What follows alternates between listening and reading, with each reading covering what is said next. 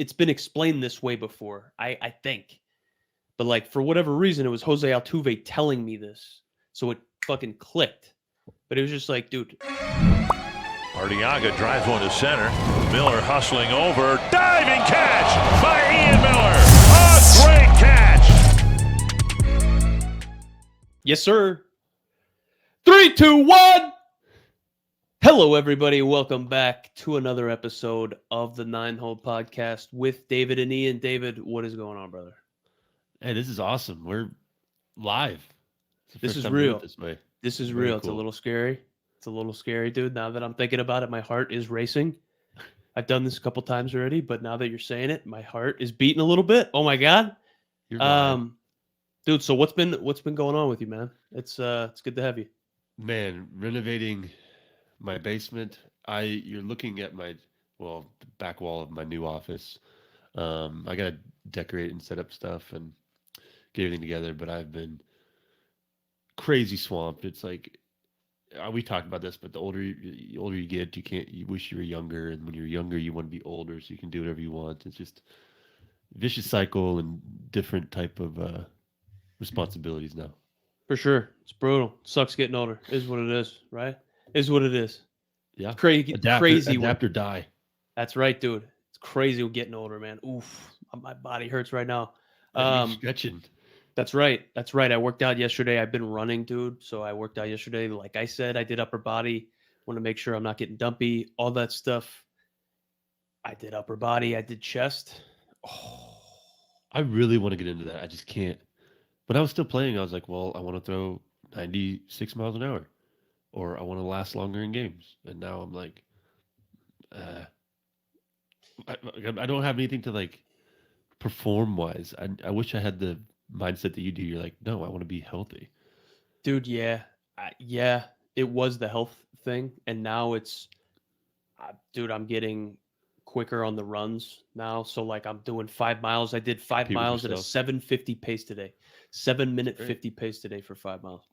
And it's becoming an obsession, obviously, the competition aspect of it. I see other people doing it. Makes me want to do it, dude. There's certain guys that just have that. You know, you're one. Yeah, dude. I know.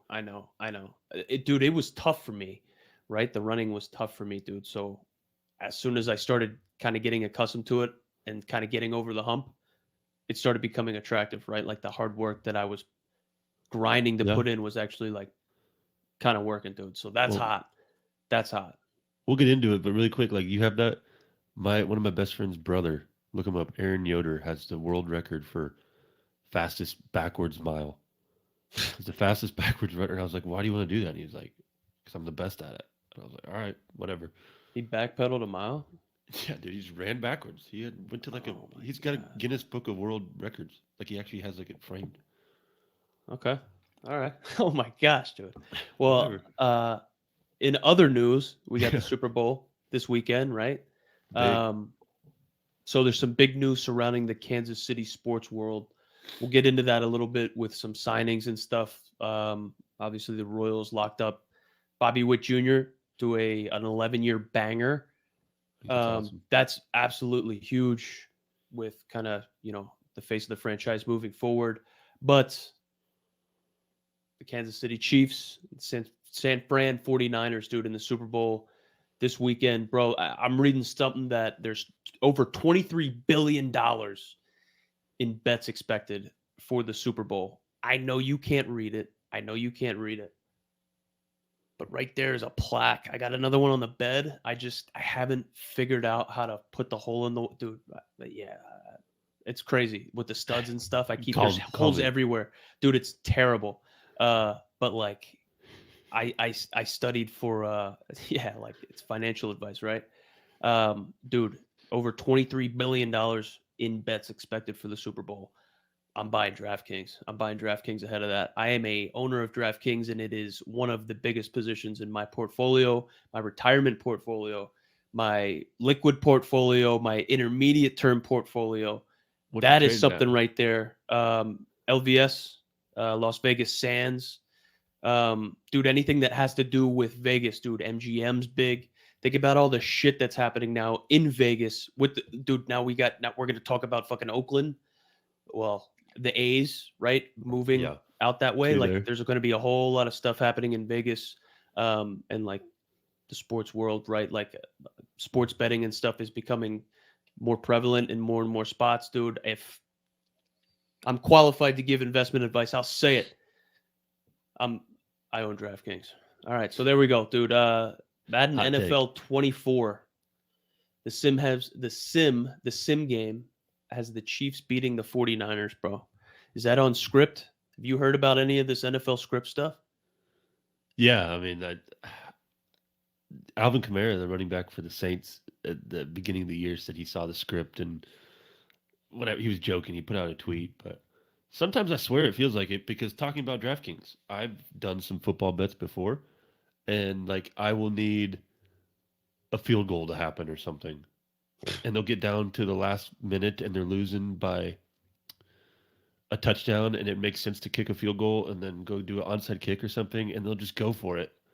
And I'm like, it's like Vegas calls and says, "Hey, don't kick that field goal. We're going to lose $23 billion." So I can't believe that's actually true, but sometimes I go, what the fuck? It's crazy. It's absolutely crazy.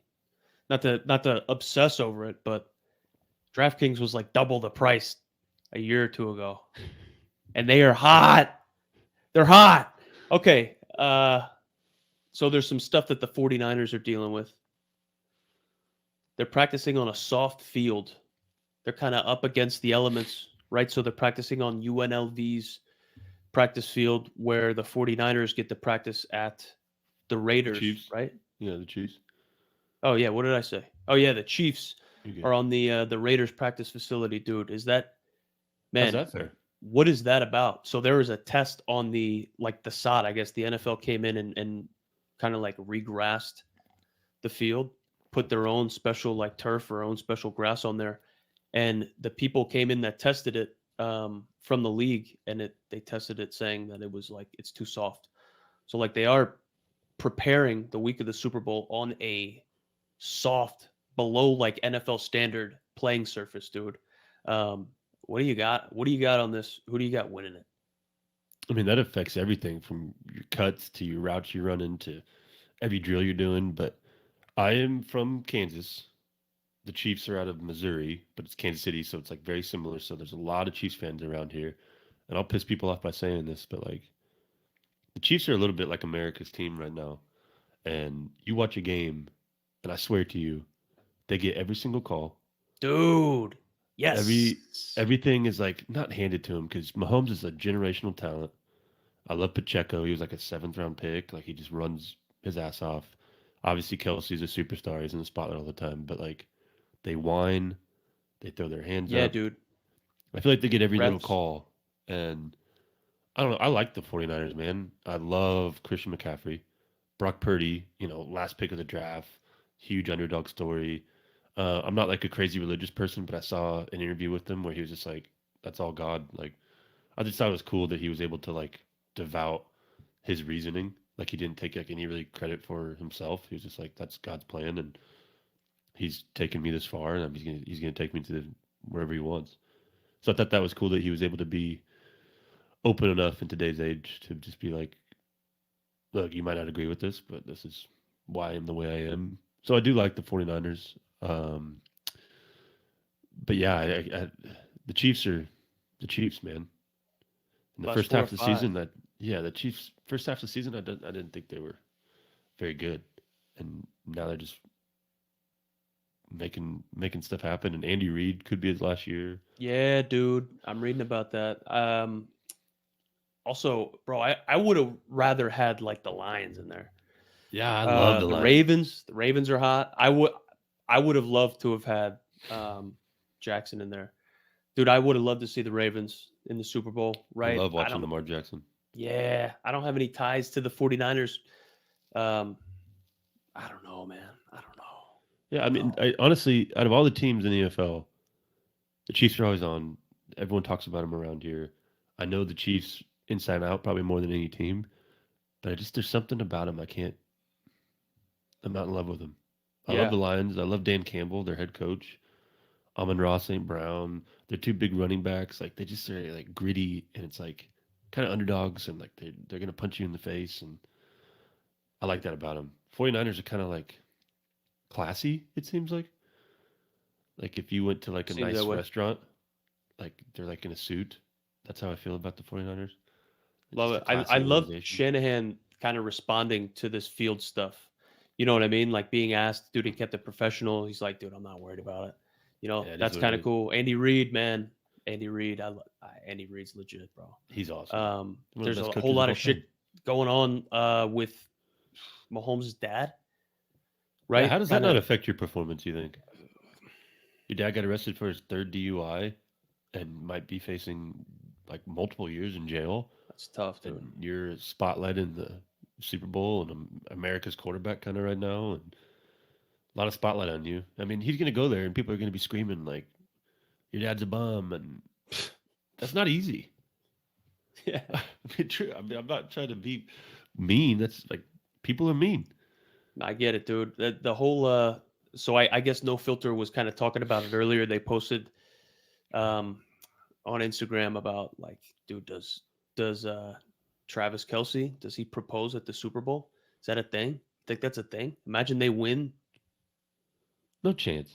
You don't think so? I mean, I believe that they really do like each other now. It sure seems like it, but that would be. My wife's in the chat. She said definitely not.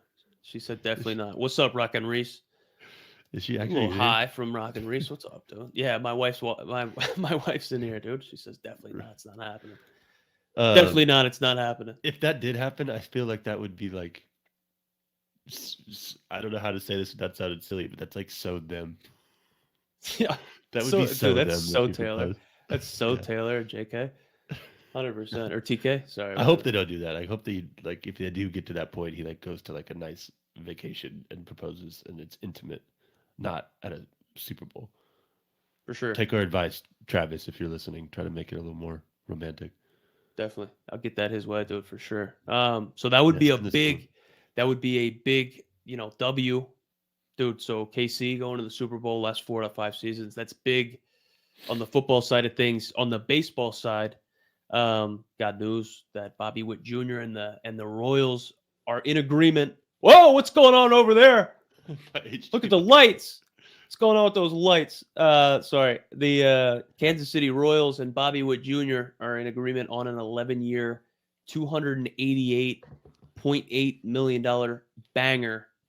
I'm a huge fan of the long-term deals for the young guys. Lock him up. For sure. This is obviously a little different, dude. So he's amongst big time company here, right? So only 6 previous players with 2 or fewer years have gotten 9-figure deals, right? Fernando Tatis, Julio Rodriguez, Wander Franco, oof, stinks. Mike Trout, Corbin Carroll, Ronald Acuna. Yeah, dude. I'm a fan of it. Obviously, it's tough with the Franco thing. Stinks. Yeah. That's a lot of money. I don't know how that's going to work out necessarily, dude. What do you got on this, man? What do you got on, obviously Kansas City kind of locking up the face of their franchise moving forward?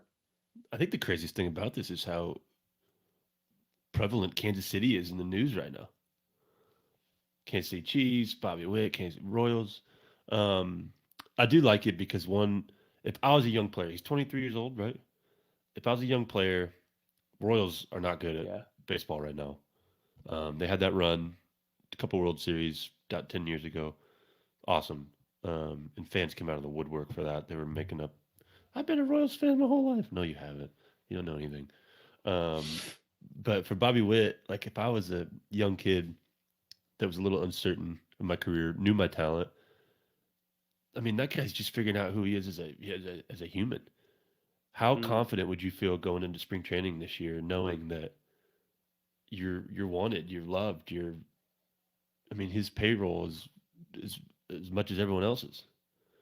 Like it's probably a hard feeling. There's some definite struggles with that come from probably internally, but this needs to happen. I mean, there's another guy that just signed without playing a day in the big leagues and got like a $30 million contract. Yeah, dude. They're starting to pay guys, and Lock him up. If that's your dude, make him your dude. Don't go to arbitration. I heard that's like the worst part of your big league Yes, career. dude. Yes. I've heard the same thing, right? You're sitting on opposite sides of the table. You have a lawyer or your agent, right? And Yeah, it's the executives are telling you why you aren't worth what you say you're worth, right? yeah. Dude, That'd be horrible. that's nuts, dude. You actually you hit 240 this year, but we're not going to pay you because of this, and this, and I've heard they make up stuff, and you just got to sit there and be like, "Do I suck? Like I wanted $8 million, and you're going to give me 3. Like, Dude, can you try to like meet in the middle?" I I heard it's not fun. oh dude, I played with somebody that turned down a contract, like a multi-year contract after coming off of like a big couple years. Um, Turned it down, bet on himself, and fuck it, like didn't do well.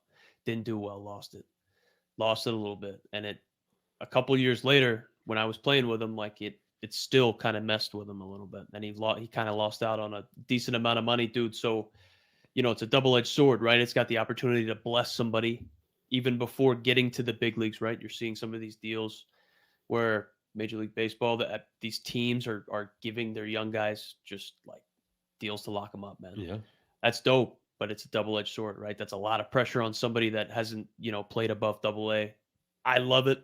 I love it. Obviously, dude, that is so awesome. Having that as a possibility, being a minor league baseball player, right? Isn't that like imagine being able to do we always talk about it. Like, dude, I'll do a 5-year $2 million deal. You know what I mean? Like something yeah. like that. Like, dude, lock me up, dude. 5 for 2? You I'd be kidding? fine with it. Lock me up, dude. I didn't I'll start go seeing under. like any even like livable money until I became a free agent. I got released from the Mariners after elbow surgery, and then I was able to sign a new deal, and I was making decent money as a free agent. But up until my first 7 years, or no, 5 years of first 5 years of pro ball, I mean, I was eating peanut butter and jellies and turkey sandwiches and sleeping on a mattress topper in the kitchen. Like, imagine if you were in Double A and they're like, "Hey, we're going to sign you on a big league contract. You haven't played a day here, but here you go." That'd be that'd be a blessing, right? Yeah, everyone's goal is to get to the big leagues, but then now these guys have a little bit more incentive too to be like, "Well, I could sign a good deal before I even get there." 100%. There's Makes no it all a reason to little work hard. exactly. Exactly, dude. Makes it a little sweeter, dude. So the Dodgers obviously made a splash in everything that they did this offseason. Signing dudes like Yamamoto. Um, Obviously Glass now, dude. So we talked about it with Shohei Ohtani has deferred money, but they signed over $1 billion like worth of pitching relief, right? Pitching help, dude. Like that's a big bet. Clayton Kershaw is now coming back to the Dodgers, man, and I guess he's got a player option for 2025, which makes that kind of crazy, right? So that's when Shohei Ohtani comes back. He's going to be 100% healthy. He's going to be on the mound. He's going to be a force to be reckoned with again. It's going to be a two-way stud again. Yeah. Dude, is anybody going to be able to beat the Dodgers, dude? So Walker Buehler is almost healthy, right? Coming back from TJ. Dude, they signed James Paxton over the offseason. Like, Yeah, is I saw anybody that going to be too. able to beat the Dodgers, you think? I don't know. I sent that in a script one time. Like, I know maybe Paxton isn't what he used to be, but he was like out of this world good for a while. And then you have Absolutely. on here like I didn't know Kershaw had a 2.2 ERA over his last 8 starts. Like So he he's was hurt. Yeah. So he yeah. came back, and then I guess like he kind of got slapped around in the playoffs, whatever it was. But it comes out, That happens every time for dude. him. Yeah, I mean, I it don't came know out. why. He was hurt, dude. So he got surgery soon thereafter. But You should look up actually sometime look up his like stats during the season and look up his stats in the playoffs. I don't know why that is. Um, I mean, he's a borderline probably Hall of Famer. Uh, Unbelievable career, but he just gets crushed in the playoffs. dude, so that is we see that, dude. We see that. Dudes that are able to show up big in the playoffs get paid, a king's fortune, right? If you show up in a big time spot, you're going to be able to be trusted. You'll get the opportunity. So the next person we're going to talk about signing a 5-year, $125 million banger is Jose Altuve with the Astros. They're going to lock him up. He's going to be an Astro for life. This dude has no problem performing in the playoffs, man. In 103 playoff games, Altuve has 27 home runs and 89 runs scored, which both rank second all-time. His 117 hits are tied for third. He is one of just 4 players in MLB postseason history to surpass 100 hits and 50 RBIs, joining Jeter, Bernie Williams, and Manny Ramirez. Man, it is clutch having a second monitor, being able to just read off that dude. Yeah. And by the end of it, he'll become the first second baseman in baseball history to reach 300 mil in career earnings, dude. What do you got on that? And is this the only team that's going to be able to compete with the Dodgers? Yeah, I mean, he's truly one of my favorite baseball players, maybe like ever. I think his name's a little tainted from the trash can scandal and the cheating and stuff, but I give a ton of lessons, as you know, and little kids, big kids, skinny kids, ripped kids, fat kids, all different kind of kids come in, that I give lessons to. And all these parents, this old school mindset's like, you got to be 6'6" and 230 pounds and throw hard and you got to be strong and all, which is great. That's awesome. That could be helpful. But Jose Altuve is not a big man. I know he's probably pretty strong, but he's like the best out there right now. Yeah, dude. One of the best. Best fielders, best hitters, crushes home runs. So I just love that he's a smaller guy. He's kind of like, if you saw him out in the street, you'd just be like, what's up? Like, it's just a normal dude. He's not Aaron Judge, who's 6'7", 280. But that guy puts up numbers just like Aaron Judge would. I think, to simplify it, that's like the beauty of baseball, and that's what would always keep me coming back to baseball.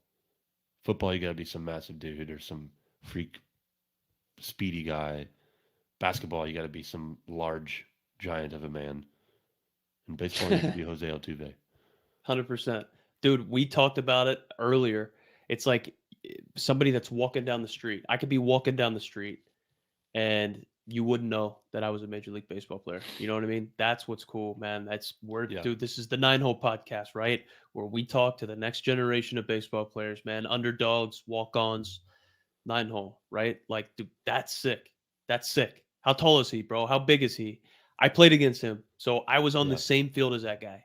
So he was rehabbing. This was the year that I debuted in the big leagues, dude. I got to play against him.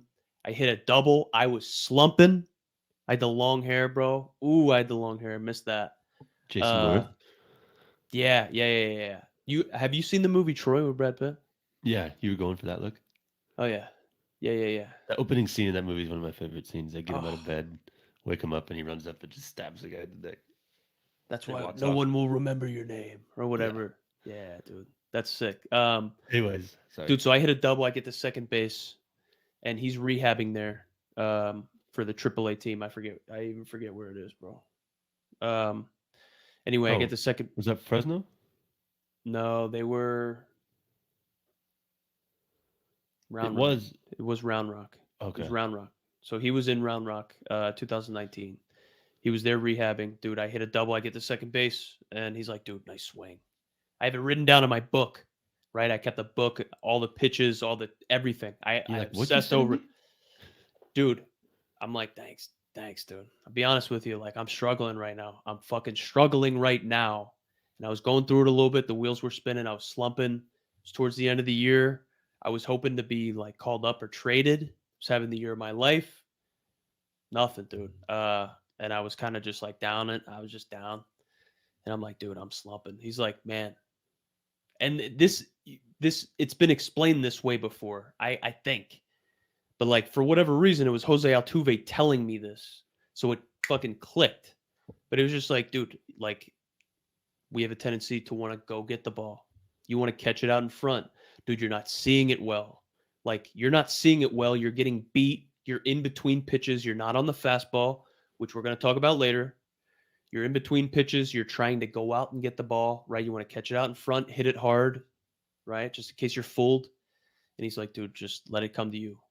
Let it come to you. Just let it come to you. Obviously, he's not the first person to ever say it, but Jose Altuve telling me that, like, I've heard always let it travel. Let it get deep. Let it travel. I'm like, dude, what? And just let it come to you. I don't know. But it was Jose Altuve telling me that. And then I got, like, traded the next week, whatever it was. And then I was in the big leagues. And I'm like, dude, I'll never forget that. Wrote it down. That's so that's cool. With me. Yeah. Something like to kind of like play off that. I've been doing this at my lessons, and I think it's been really helpful, but it's also pissing me off. Kids will be, they'll throw 3 in a row, 4 in a row, pretty good. And then like 3, just like, what are you doing? There's completely different mechanics, completely different like intent. Like I can just tell. And then like I'll kind of end the lesson and I'm like, all right, man, you got 6 pitches. I want you to come set, take a deep breath, lock in 6 pitches. That's all I'm asking for. Like focus for 6 more pitches. It should really take you, a couple minutes. Like just lock in here.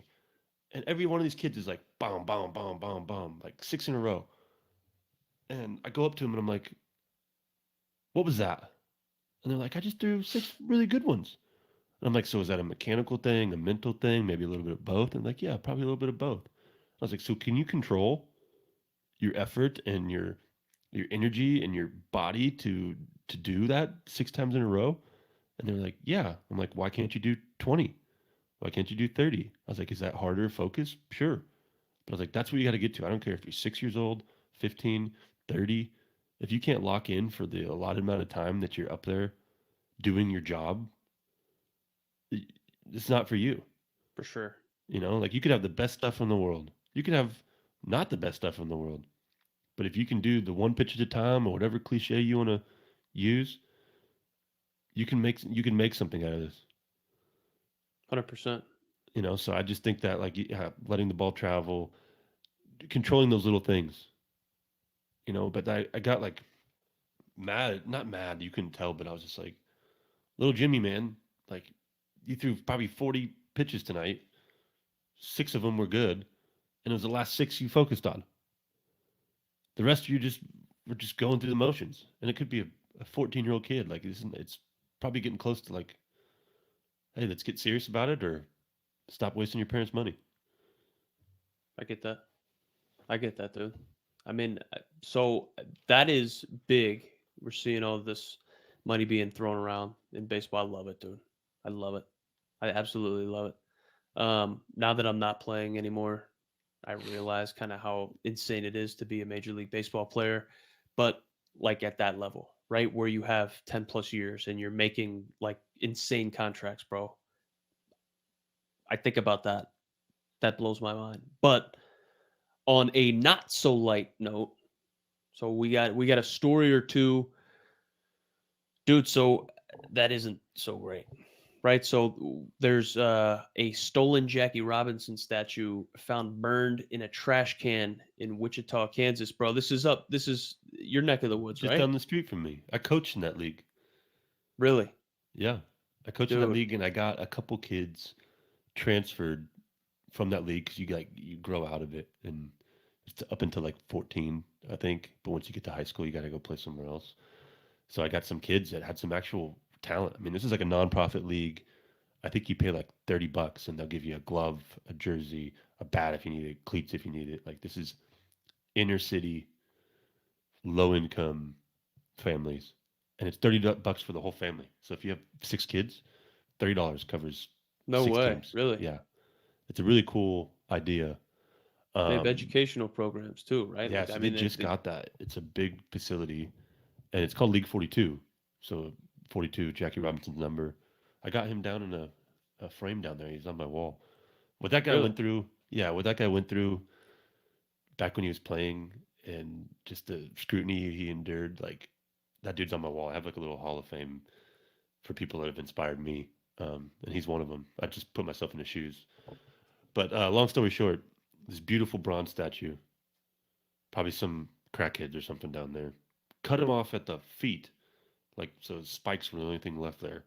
When I think they tried melting it down to like sell it, but they couldn't haul it anywhere, so they just burned it, and then it wasn't working, and they left. Yeah, dude.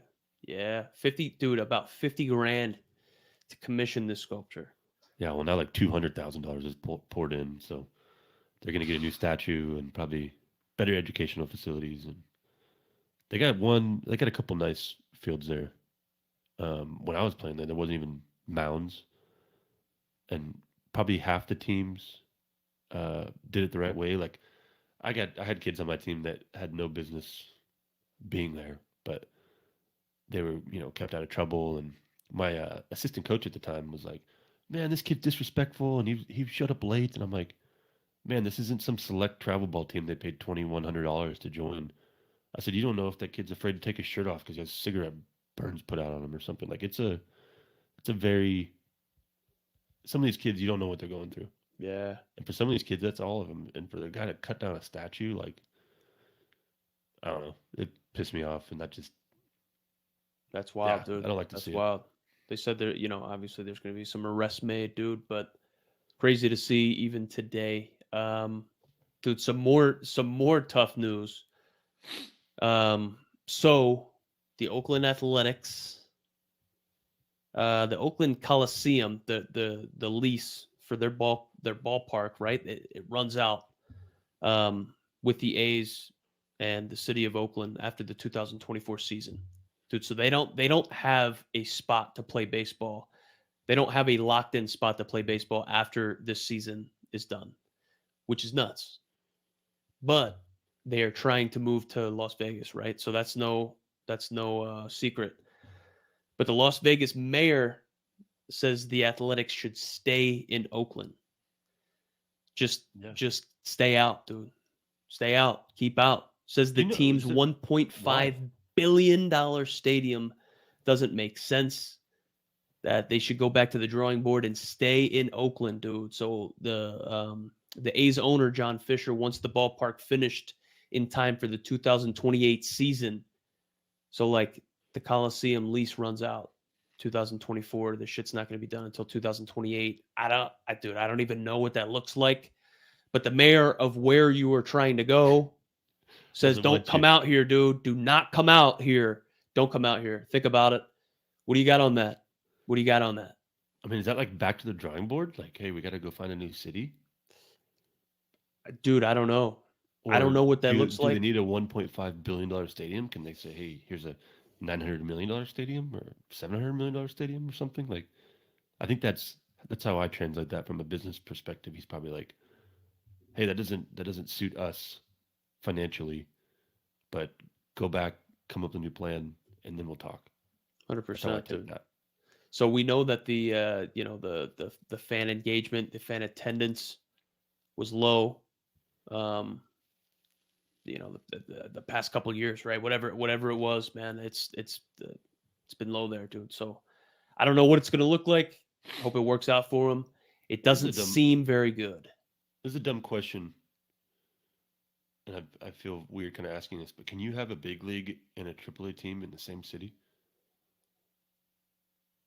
Dude, why wouldn't you be able to? I don't know. I just don't know anyone that. I guess Tacoma and Seattle are.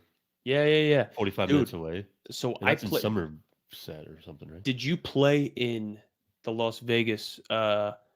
Did you play in the new and the old Las Vegas? Yeah. Dude, yes. Same here. So what do you got on the new Las Vegas? Dude, that is MLB quality. The Las Vegas 51s, the AAA. Yeah. For the A's, that is major league quality.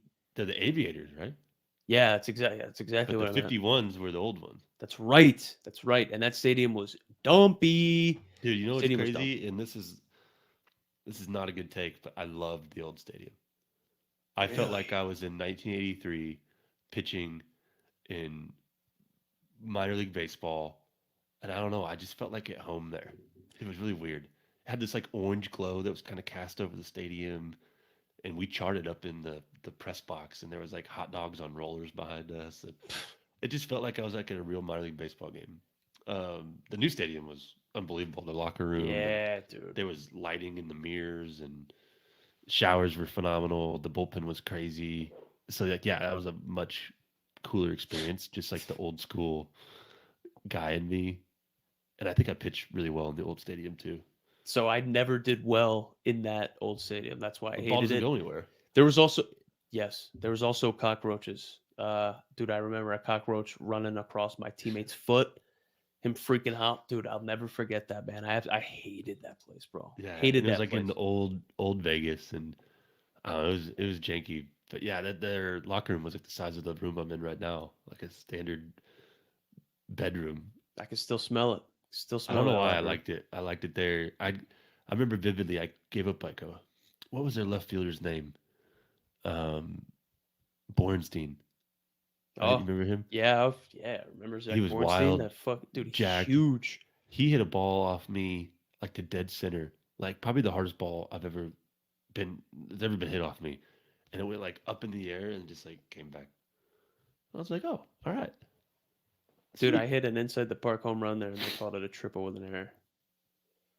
That's bullshit. Brutal, brutal, dude. Absolutely brutal. Good luck to the Oakland A's, dude. GG's. Moving on. So we had Brett Boone on here. We are fortunate enough to have Brett Boone on here. Trevor Boone. They were just on the podcast, kind of talking about their story, talking about how the trials and tribulations they had to overcome. Brett Boone was opening up a little bit about hitting. Dude gave a fucking master class on the art of hitting, the mindset, the approach behind it, the routine, the preparation that goes into it. Um, Brett Boone also talked about some of the dudes that he shared a locker room with, specifically on the 2021 Seattle Mariners team. Right, The so we came, 2001, yeah. What? Damn, dude, I can't believe I messed that up. you get Stinks. 100, 2001. 116 wins, right? Yes, dude. Yes. Um, just like Moyer, right? Cameron, Ichiro, Dan Ichiro, Wilson. yeah. Um, Felix Hernandez on there? No, that was no. that was too young. But just talking to him a little bit about Ichiro, his preparation, the way he goes about it. It's no secret that Ichiro is a nimble man. He's a nimble man. He's also my idol. We've talked about it a little bit here on the podcast previously. He is my idol. He's my favorite. I look up to him, still do. And there's videos. You go online, dude. You go on Twitter or X, whatever it's called, and you see him just launching 400 plus foot home runs, and it's incredible. That guy is he's still out there, dude, in full garb, full uniform, dressed, Yeah, full 50 uniform, something years old. throwing BP, long tossing, running. Like, dude, I've seen it firsthand. It's amazing. It's absolutely incredible. He still goes about it. It's amazing. So you sent me this story about Ichiro. He got a text message from a weird number, and this guy was reaching out because he said he's a fan of him. Obviously, he knows who he is. He had gotten his number. He got Ichiro's number from Alex Rodriguez, A-Rod. May have heard of him.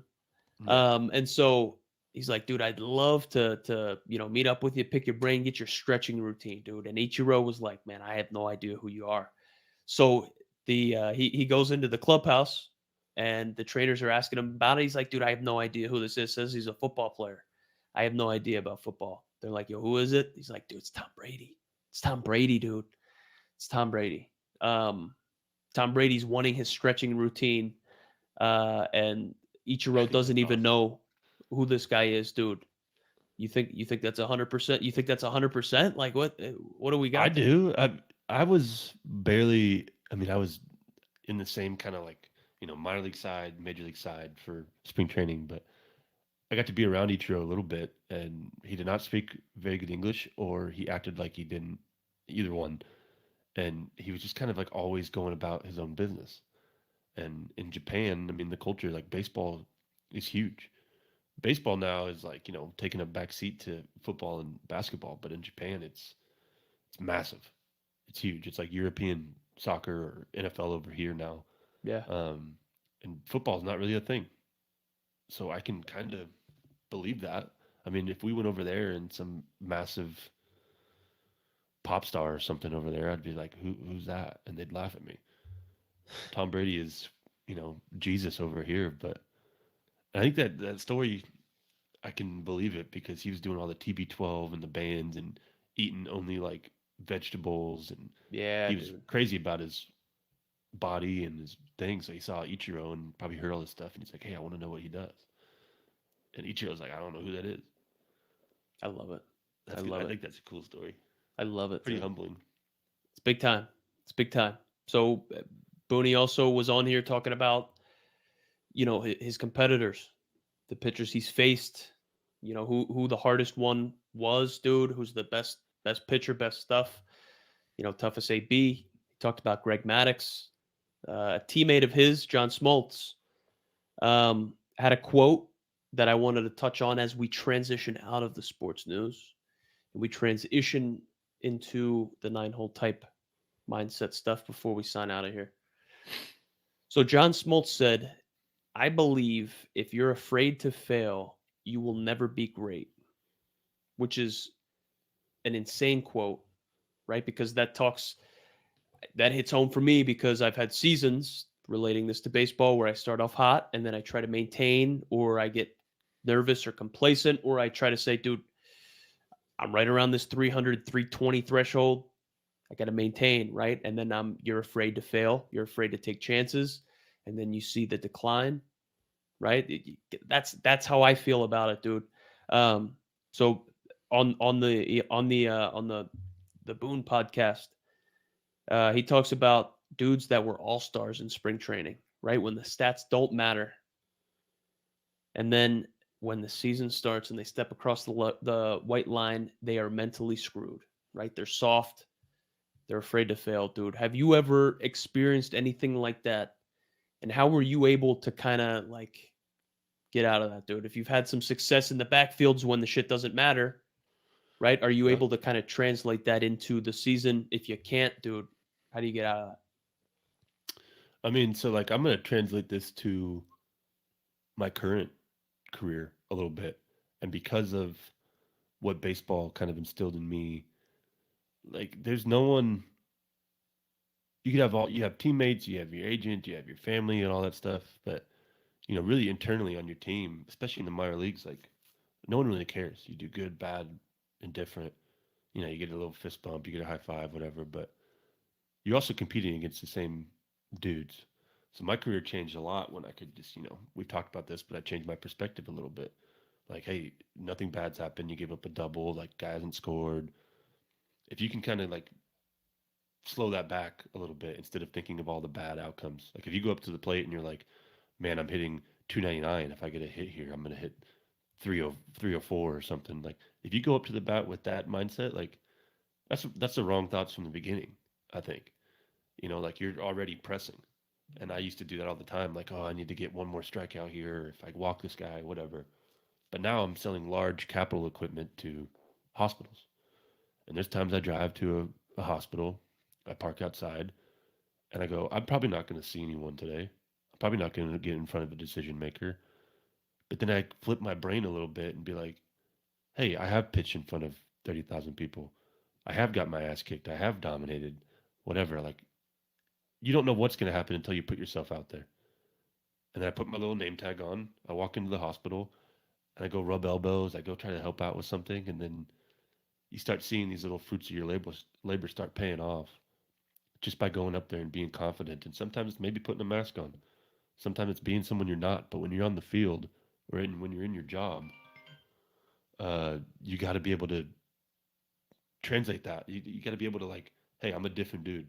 Like I'm a dog right now. You go home to your wife, your kids, your parents, your buddies, whatever. Take the mask off. But like if you're working, if you're going out trying to do better for your family, your loved ones, or yourself, you're competing against someone. Like you gotta be a different type of person. 100%. 100%, dude. I love it.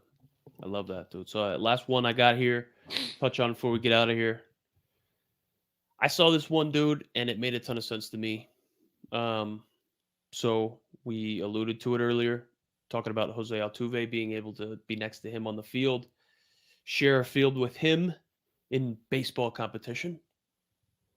Most of your problems with hitting stem from not being all in on the fastball. So for me personally, dude, that's everything. That is everything. That is everything. Hitting wise, whether it's dude, thought process, mindset, timing, anything, mechanics. Like, dude, if I'm not in on the fastball, dude, there are problems there, and that's where it all stems from, dude. Like pitching, from a pitching standpoint, are you able to tell when somebody is off the fastball? Right? Yeah. Are you able to tell when somebody is, dude? Is that a tell early? Does that dictate the at bat then? Like, man, if I'm not on the fastball, how are you gonna get me out? And like, if you see me maybe kind of be in between and then shift, try to change my approach, bro, it's game over? Yeah, I mean, it can be. To play on that a little bit too, like when I was younger and immature, kind of like you, if you're second guessing yourself or kind of questioning or you're thinking too mechanical, there was times I'd come set and I'd have like a changeup grip in my hand or a sinker grip in my hand, and it felt off. And in my head, I'm like, I don't have this ball grip right. And then the catcher sets up, and I lift my leg and I throw it. Why? And then later in my career, if that happened to me, I'd be like, oh, I got a weird grip. I'd step off and regrip. But just like those little things of like, I used to be fearful of like every little situation. Like, well, someone's watching me, they're judging me right now. I got to be in, throw each pitch with conviction, or I got to have the same, velocity and all that. But I wish sometimes I would just slow down, control the game a little bit more. And the same probably for hitting. Like if you're going up there and your neck itches or something, and you're thinking about an itch on your neck or something silly like that, like step out of the box, reset. I love it. My uncle said he used to walk across the lines and turn his brain on. We've talked about that a little bit, but he would physically click his brain on. Like too many guys now, I think, are so worried about the outcome. But if you put in the work, it's gonna take care of itself. Like I don't know. I love That's my little 2 cents on that.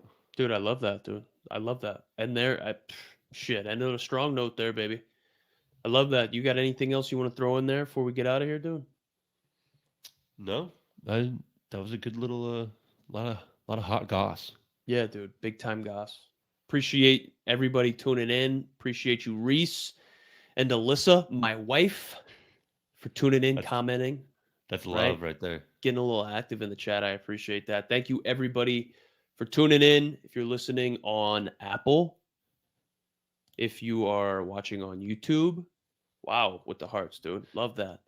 Appreciate you guys, man. Give us a like. Throw a comment our way. I appreciate you, every one of you. David, dude, thank you for your time. Thank you for being here. And we will catch you guys again next time. See you.